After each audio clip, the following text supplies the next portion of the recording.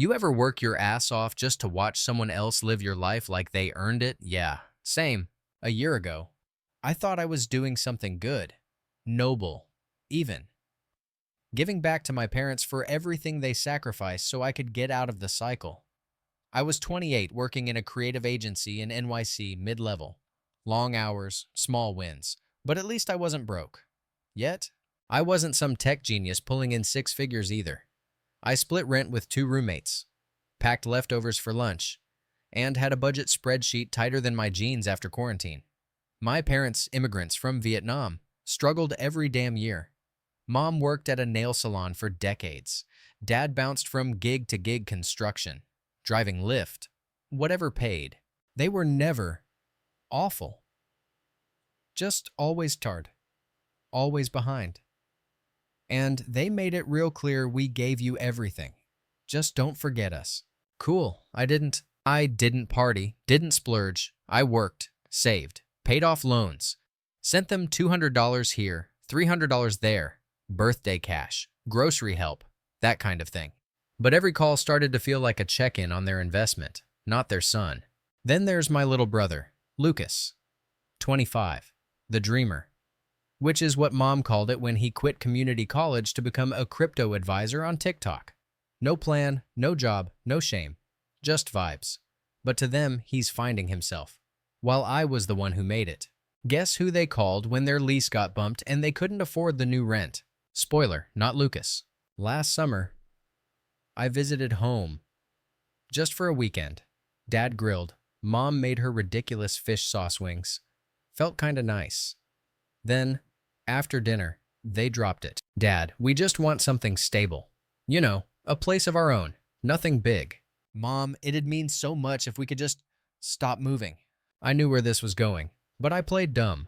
Me, yeah. Rents suck. Maybe you guys can find a smaller spot. Dad, Ethan, you're doing well. You could help us buy just a little place. I choked on my beer. Like, WTF, buy them a house. I was barely affording my rent. I laughed. They didn't. And that guilt trip, oh, they were pros. We gave up everything. We didn't save for ourselves. We saved for you. Your brother can't help. You know that. That night I lay awake, staring at the ceiling fan, calculating numbers in my head. Could I? Maybe? Should I? Hell no. Did I end up doing it? You bet. Why? Because that's what they raised me to be, the safety net. The fixer. The guy who keeps things afloat. So I drained every damn cent of my savings and co-signed on a small 2-bedroom in Queens. Nothing fancy, just clean, quiet, safe. I stayed in my shoebox apartment. They got the home. 3 months in, things were fine. They sounded happy. Dad started planting tomatoes. Mom joined a church group. I was still eating dollar slice. Then the calls started changing. Pipes need fixing. Can you cover it? We're thinking of redoing the cabinet, small job. Lucas might move in for a bit, just to get on his feet. That last one, it was a throwaway line. Or so I thought. Next time I visited, I didn't even knock. I had a key. Opened the door and guess who greeted me in boxers and a robe? Oh, hey bro. Lucas yawned. Didn't know you were coming. His shoes by the door. His protein powder on the counter. His damn PS5 in the living room. Mom got home later and acted like it was totally normal. He's helping us out, you know, fixing stuff. Lucas doesn't know a screwdriver from a spatula. That night at dinner, they praised him like he built the house himself. How responsible he's becoming. How nice it is that the family is all settled. I was simmering, trying not to blow, but something felt off. Something deeper. 1 week later, I found out they transferred the deed to Lucas. Not a co-sign, not a co-ownership, full transfer, without telling me. While I was still paying the mortgage, I only found out because I checked the property tax site. My name, nowhere. My parents, gone. Lucas was now listed as the owner. I confronted them that night. Me, are you kidding me? You gave him the house. Mom, he needs it more than us. He's starting a family. You don't understand. Me, I'm still paying for it. Dad, you're doing well. What's a little more? I left before I said something I'd regret. But in the car, fists on the wheel, teeth clenched, something in me cracked open. Not rage, not sadness. Just this icy, crystal clear realization. I'm not their son. I'm their retirement plan. That night, I didn't sleep. I stared at my ceiling until the sun came up, jaw clenched so hard it hurt. Like, how the hell did this happen? I bought the damn house. I paid every dollar. I skipped vacations.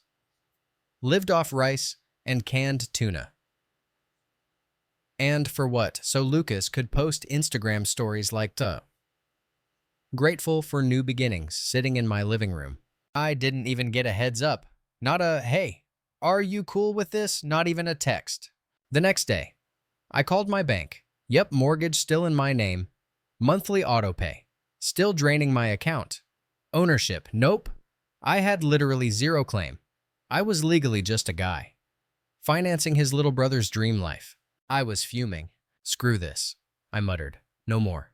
That weekend, I drove over.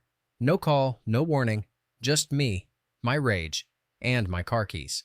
Lucas opened the door with a smug half-smile. Dude was in gym shorts and holding a protein shake like this was some frat house. Hey, didn't know you were coming.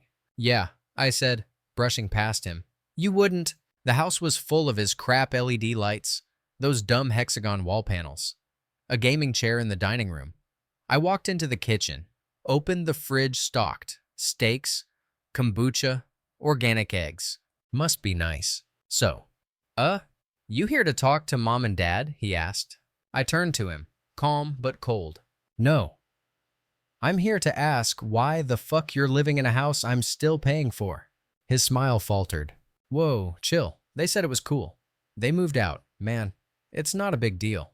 It is to me. We stared at each other. Silence. Just the hum of the fridge and my heartbeat pounding in my ears. I walked out without saying another word. The next few days were weird. No texts from my parents. Just Lucas. Posting dumb stories about building generational wealth and investing in real estate. The guy barely passed high school algebra, and suddenly he's Mr. A. Financial freedom. I blocked him. Then Mom called. Mom, why are you acting like this? Me, like what? Like someone who just got backstabbed. Mom, we didn't backstab you. You're being dramatic. Me, I'm paying for a house I don't own. How is that not insane? Mom, you're successful. Ethan, Lucas isn't. He needs help. Me, then you help him. Click. I was shaking. I paced the apartment for hours, arguing with the air like a crazy person. It wasn't even about the house anymore. It was the betrayal. The assumption that my work, my money, my life, it was all just theirs to reassign. Like I didn't matter. 2 weeks passed, no contact, until I checked my bank. And guess what? They increased the mortgage auto pay to speed up the payoff. Dad had apparently told the bank. I swear I almost threw my phone across the room. That's it, I said out loud. We're done. I called the bank the next day and froze the extra payments. Left the minimum running. But that's it. They weren't getting another damn cent out of me. Fast forward a month. Mom called again. Ethan, the mortgage is late. I know. Can you send something? Nope. Why not? Because I'm not funding Lucas's man cave while I eat ramen. Mom. She huffed. You're punishing your family. No, I'm protecting myself. Silence. We never thought you'd be so cold. Yeah, well, you never thought I'd find out you gave away my house. I hung up. They started calling daily after that. Sometimes just to yell. Sometimes to guilt trip. We raised you better. This is how you repay us. Lucas is your brother. I stopped answering. Then came the nuclear option. Dad emailed me. A freaking PDF. Like I was a client. He tried to make it sound reasonable. We transferred the deed to ensure family stability. Lucas and his fiancée are building a future. You'll still have your name on the loan. Gee, thanks. That was the moment I realized they never intended to give the house back. Then something wild happened. Lucas's girlfriend, the one he was supposedly building a future with, DM'd me. Hey, this is awkward, but are you still paying for the house? I stared at the message like it was on fire. Yeah. Why? Because Lucas said it's his inheritance. I swear, I laughed out loud, like full-on wheezing. He said what? that your parents gave it to him because you owed them. And now he's talking about refinancing to fund a podcast idea. I almost passed out. I replied one word LMAO. Then I blocked her too. That weekend, I sat down, made a spreadsheet, and did the math. 1,650 month, 15 months of payments, repairs, insurance, taxes. Total 31,000 plus, all gone. All to fund Lucas's bachelor pad. You know what hit hardest? They never apologized. Not once. Not even a, we see why you're upset. Nothing. Just deflection. Just, you're strong. Lucas isn't. Like I'm a fucking charity. I was done. So I called the bank again. This time, I told them I wanted out. I explained the whole situation. They said I had a few options. None of them clean. But one caught my attention. If payments stop entirely, it goes into default. After 90 days, it'll be foreclosed and listed. I nodded slowly.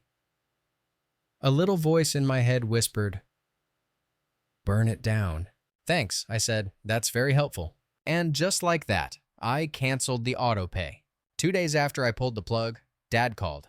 First time he'd dialed in weeks. Did I answer? Hell no. I let it ring. Let it go to voicemail. Checked it later out of pure morbid curiosity. "Ethan, this isn't funny. You're putting our family in danger. You need to call me back immediately." I didn't. Then came Mom's turn. She left 3 voicemails in a row, each more unhinged than the last. "Ethan, how could you do this to your brother? The mortgage is overdue. This is serious. Do you really want to ruin Lucas's life because of a misunderstanding? A misunderstanding. Lady, you signed a deed." I didn't even bother blocking them yet. I wanted them to hear the silence. Let them stew in it. They had never experienced a version of me that didn't immediately cave. And now they were dealing with a man who'd finally realized his worth. About a week later, Lucas texted, "No, hey, no apology. Just, bro, WTF. The bank sent a notice. Can you just chill until I get things sorted?" I didn't respond. Then, "I'll pay you back. LMAO. Lucas couldn't pay back a $20 Uber Eats order, let alone 30 grand in mortgage debt. Still didn't answer. 3 hours later, "You're being real immature about this." Okay. Now I blocked him. Over the next month, the notices kept coming. Late fees, default warnings, certified mail. I didn't touch them. Let the chaos do what chaos does. Then one afternoon, I got a text from my cousin Kayla. "Hey, is it true the house you bought is getting foreclosed?" Apparently Lucas had gone crying to the whole damn family. I sent her a screenshot of the deed transfer. No context, no rant, just receipts. She didn't reply. Didn't have to. A few days later, Dad showed up at my apartment, unannounced. I opened the door and there he was, tired, sweaty, clutching a manila folder like it was holy scripture. "Can we talk?" I stepped aside. He sat down on my couch like he owned it. "Listen, I know you're angry, but this isn't the way to fix things." "What is the way, Dad?" "Me going bankrupt while Lucas plays house. It wasn't meant to be like this." "Then what was it meant to be? Because I bought you a house, and you gave it to someone else, like I was just the delivery guy." He sighed, rubbing his temples. "We thought he'd figure it out, that giving him something stable would help. He's 25, not 5, and I'm not his fucking babysitter. We didn't think it'd go this far." "Yeah, because you never think past what's easy." I stood up, pacing. "You taught me to work hard, to be responsible, to take care of family. And I did. I have. But at some point, taking care of everyone else starts to look a lot like losing yourself." He just looked at me. "You're right," he finally said. I froze. That was unexpected. "We messed up. We leaned too hard on you, Lucas. We wanted to believe he'd step up. And when has he ever done that?" "Never. I know." It was the first time he'd said it out loud. That little sentence cracked something open in my chest. But we're still family." There it was. The guilt. The ask. "You could help us save it, just for a few more months." I laughed, loud, bitter, exhausted. "You're unbelievable." "Ethan, please." "No, I'm done. I gave you everything, and you gave it away." He didn't argue, Just stood up and walked out. Didn't say goodbye. Didn't even shut the door behind him. Another month passed. The foreclosure process officially started. I watched it unfold like a Netflix drama. Notices taped to the door. Calls from collection agencies. Even a public auction date posted online. Lucas tried calling from a new number. Left me a long voicemail crying actual sobbing about how this was ruining his life, his relationship, his mental health. I almost felt bad. Almost. Then I remembered the smug look on his face when he called it his house on Instagram. Nah, he earned this. The week the house went up for auction, Mom sent me an email. Subject line, please read. It was long, dramatic. Paragraphs about sacrifices and love, and how family doesn't abandon each other. She called me cruel. Said I was heartless. Said Lucas was depressed. Said I was the one who broke the family. No apology, no accountability. Just more guilt. So I replied, you broke it when you chose Lucas's comfort over my respect. I didn't abandon you. I walked away from being used. She didn't reply. I found out from Kayla that the house sold to a real estate investor. Lucas and his girlfriend had to move back in with her parents. Dad and Mom were living in a rented one-bedroom in Jersey. And me. I was sitting in my own apartment. Small, quiet, fully mine. The first night after it was all final, I sat on the floor with a bottle of wine and played music. Just music. No voicemails. No demands. No guilt. It was the most peaceful moment I'd had in years. And in that silence, I realized something. This wasn't revenge. This was survival. It's been 3 months since the house sold. I wish I could say things magically got better. That the silence healed everything. That walking away gave me closure like some self-help book promised. It didn't. The silence was heavy at first. Like guilt's ghost hovering around. I kept checking my phone even when I told myself not to. Kept thinking, maybe they'll come around. Maybe they'd finally say sorry. Maybe they'd realize what they did. They didn't. No calls. No messages. Not even a, hey, how are you from Mom, who used to text me anytime it rained too hard like I was still 12 walking home from school. They were pissed, hurt, maybe. Or just embarrassed that the ATM finally jammed. Part of me kept replaying everything. Every favor. Every transfer. Every time I said yes when I really should have said hell no. And now I was left cleaning up the emotional wreckage they dropped on me like a bomb. One night, I ran into one of Dad's old friends at a bodega near my place. I nodded, tried to keep it casual, but of course he wanted to chat. Hey, I heard about the house. Your dad mentioned you were going through some family stuff. Oh, so now I'm family stuff. Yeah, I said, something like that. You know, it's tough. Parents do their best. But sometimes, they mess up. I didn't say anything, just nodded. Then he added, almost like a whisper, but that boy of theirs, he needs to grow the hell up. I smirked. First time I'd heard someone outside the family say what I'd been screaming inside my own head. I tried therapy, just once. Sat on a Zoom call with this soft-spoken lady named Nora, who looked like she crocheted in her free time, and said things like, and how did that make you feel with her head tilted? She was fine, kind, even. But when I explained the whole house situation, she blinked twice and said, that's a profound betrayal. I laughed, like straight up laughed in her face. Yeah, you think? She tried to guide me through processing it how I felt, how it connected to my childhood, blah, blah, blah. All I could think was, you don't get it. This isn't trauma. It's theft with extra guilt. I didn't book a second session. Lucas tried again, from a new number. Sent a long-ass text. Look, I know you're still mad, but we were all just trying to survive. Bro, things got out of hand. I messed up. But cutting everyone off, that's messed up too. He even added a emoji. I didn't respond, but I kept reading it, over and over, like an idiot. It didn't even piss me off anymore. It just felt hollow. Like he wanted closure without offering change. You know what would have gone a long way? A fucking apology. Not a justification, not a half-assed we were trying our best. Just, I'm sorry I took advantage of you. But that's the thing about people like Lucas. They want peace without responsibility. Forgiveness without growth.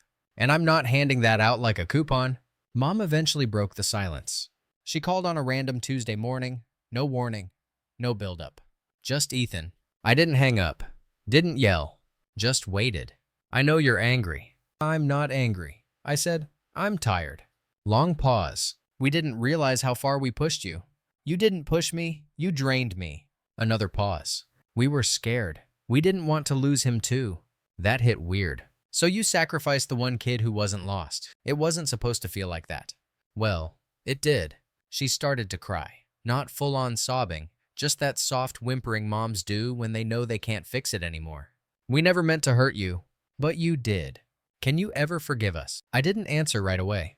Because here's the thing, forgiveness isn't a reset button. It's not some magical fix.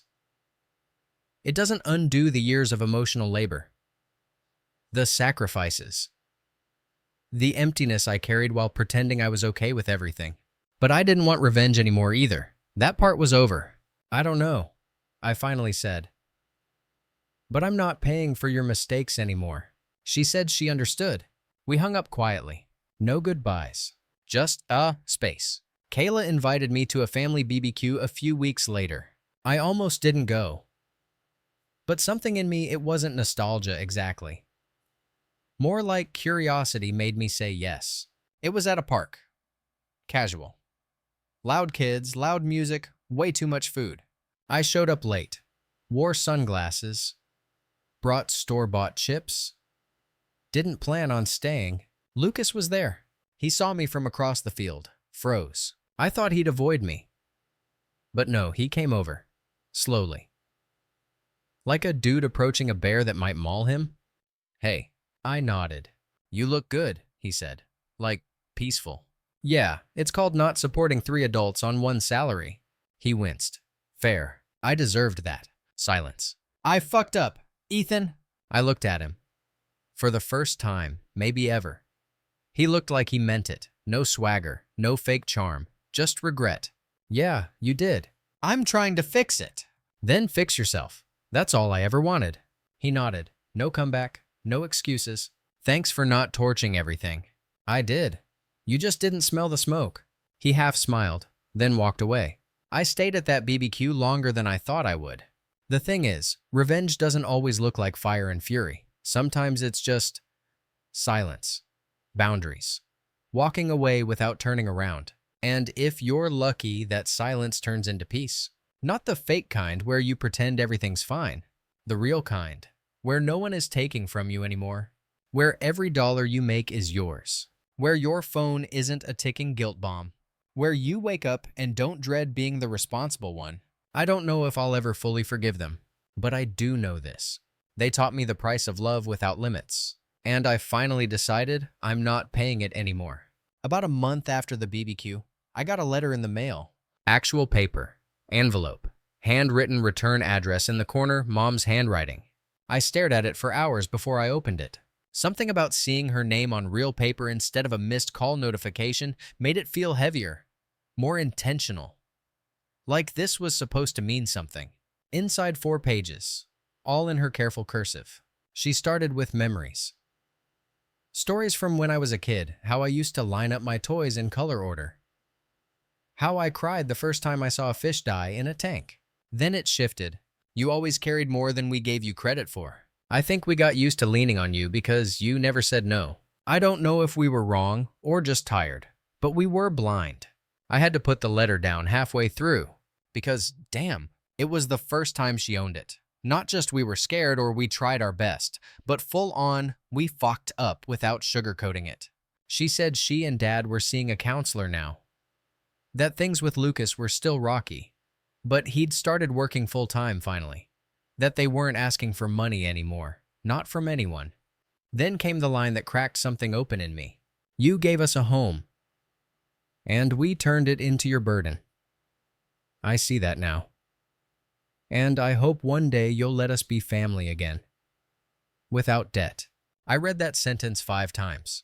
Then I folded the letter, put it back in the envelope, and tucked it into the drawer with my passport and lease agreement. Did I call her? No, not yet. But I didn't throw it out either. Around that time, I got promoted at work. New title. Slight pay bump. More responsibility, which I didn't want, but also more space to breathe. A kind of validation that had nothing to do with family approval. My boss said, "You've been solid, steady. We need people like you." And for the first time in a long while, I didn't flinch at a compliment, didn't dismiss it, didn't wonder if I really earned it. I just said, "Thanks," and meant it. I started looking at condos. Not big places, just something small I could own. Something with a balcony. Maybe. A place that was mine in every way. No shared mortgages, no hidden deeds. Just my name on the papers, my hands on the keys. Lucas texted me around then. "If you ever want to grab lunch sometime, I'd like that." I didn't respond right away. Took a week to think about it. Then I replied, "Maybe. But it has to be just lunch. No guilt. No family politics."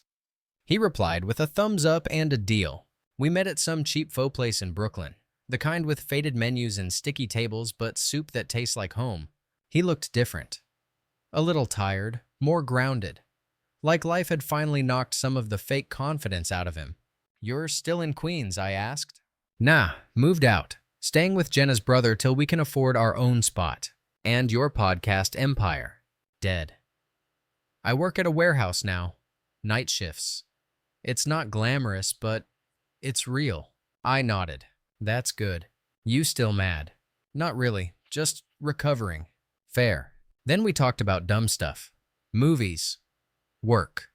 Food. He didn't try to justify anything. Didn't beg. Just existed like a normal human for once. When the check came, I paid. He offered. I waved it off. Not because I felt obligated, but because I could. And because I knew this didn't mean he owed me now. Sometimes peace looks like letting go of the scoreboard. After lunch, I walked home slower than usual. Let the air hit my face. Let the city noise fill my ears. My phone buzzed. It was a Venmo notification. Lucas had sent me $20 with the caption, "My half." "Thanks for lunch." I laughed. It was small. Probably dumb. But it mattered. Not because of the money, but because it was the first time he'd voluntarily paid for anything without being asked. That night, I made a playlist. All the songs I used to listen to while budgeting, working overtime, staring at Zillow listings, trying to find the perfect place for my parents. This time, I listened while making a vision board for myself. It had one photo, a sunlit window with a view of nothing in particular. And it had a single sticky note beside it that said, "For you. Only you." The next weekend, Mom called again. I let it ring once, twice, then answered, "Hey, sweetheart." Her voice was softer, hesitant. "How are you? Getting there." We talked about surface stuff, the weather, work, my cousin's new baby. No mention of the house, no passive-aggressive digs. At the end, she said, "I hope one day you'll come over, just for dinner, no expectations." "I'll think about it." That's fair. No guilt, no pressure. Just a crack in the wall. I haven't forgiven everything. I don't think I need to. Forgiveness isn't always a gift you give them. Sometimes it's just a choice to stop carrying the damn weight on your back. To say this happened. And it was fucked up. But it doesn't define me anymore. So I'm not rushing it. I'm not burning the letter. I'm not running back either. I'm just living, going to work, planning my own future. Putting together IKEA furniture in a rental I chose. Paying bills that are mine and mine alone. Drinking coffee on a Sunday without wondering who's going to ask me for money next. It's not glamorous, but it's peaceful. And after everything, that feels like a damn revolution.